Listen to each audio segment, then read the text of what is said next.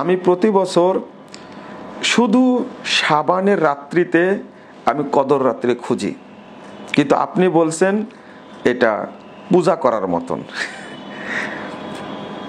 যাক, আমাকে গালি দেননি, আলহামদুলিল্লাহ, শুধু প্রশ্নটাই করেছেন।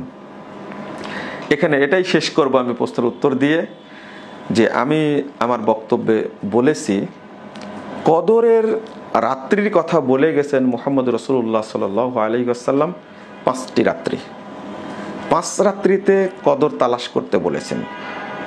কিন্তু আমরা শুধু 27 রাত্রিকে নির্ধারণ করে নিলাম কেন? 27 রাত্রি কোনো সাহাবী 27 রাত্রিকে গুরুত্ব দিয়েছেন, কিন্তু রাসূল সাল্লাল্লাহু আলাইহি ওয়াসাল্লাম কি বলে গেছেন? আপনি বাকি 4টি রাত বাদ দিলেন কেন? আর 27 রাত্রি কি ইবাদত করেন আসলেই?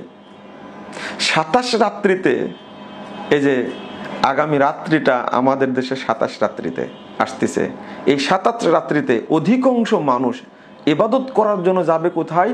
মাজারে, দরগায়, খানকায় যাবে। তাহলে আপনি তো মুশরিক হওয়ার জন্য সেখানে যাচ্ছেন।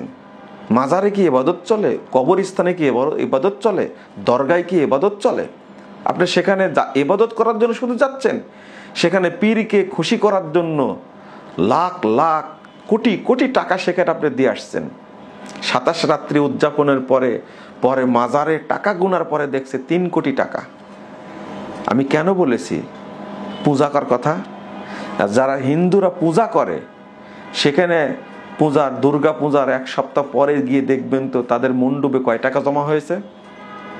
আপনি এই জন্যই তো বলছি যে আপনি ওই মাজারে গিয়ে ওই রাত্রিতে সেজদা তো করেন, আপনি সুরমা দেন, সেখানে দান খায়রাত করেন, আর সেখানে আপনি বিশাল তবারকের আয়োজন করেন। তবারকটা কি আসলে? তবারকটা কি? তবারকটা হলো মানে কুত্তার ঝুটা খাওয়াকে তবারক বলে বাংলাদেশে। আপনি জানেন না? যে তবারকটা দেয় এটাই তো অপবিত্র জিনিস, এতে বরকতপূর্ণ হলে কি করে এটাকে নাম দিছে বরকতপূর্ণ, তবারক দিয়েছে। নাউজুবিল্লাহ। কোন মুসলিম যদি কবরস্থানে যায় এই ইবাদত করার জন্য, বা মাজারে যায়, খানকায় যায়, দরগায় যায়, তাহলে সে কাফের, সে মুশরিক। 1 টাকা না, যদি একটা দানা যদি দান করে কোনো ব্যক্তি মাজারে, গোরস্থানে, তাহলে ব্যক্তি মুশরিক হয়ে যাবে। এটা তো আপনারা স্পষ্ট জানেন, আগে থেকে বলেছি। বাংলাদেশের অধিকাংশ মানুষ সারা বছর যা ইবাদত করে এই 27 রাত্রি সব মাজারে রেখে আসে। এই জন্যই বলেছি দুর্গা পূজার চেয়ে খারাপ অবস্থা আপনার। আমি আপনাকে বলবো, পুরো রমাজানটা আপনি কত সুন্দর ইবাদত করলেন, কোরআন তেলাওয়াত করলেন, তারাবি পড়লেন, সাদাকা করলেন, যাকাত দিলেন। আপনি তো 27 রাত্রির আগে সব কমপ্লিট করেছেন। এত নেকি করার পরে 27 রাত্রিতে আপনি গেলেন কোন জায়গায়? মাজারে গেলেন, দরগায় গেলেন।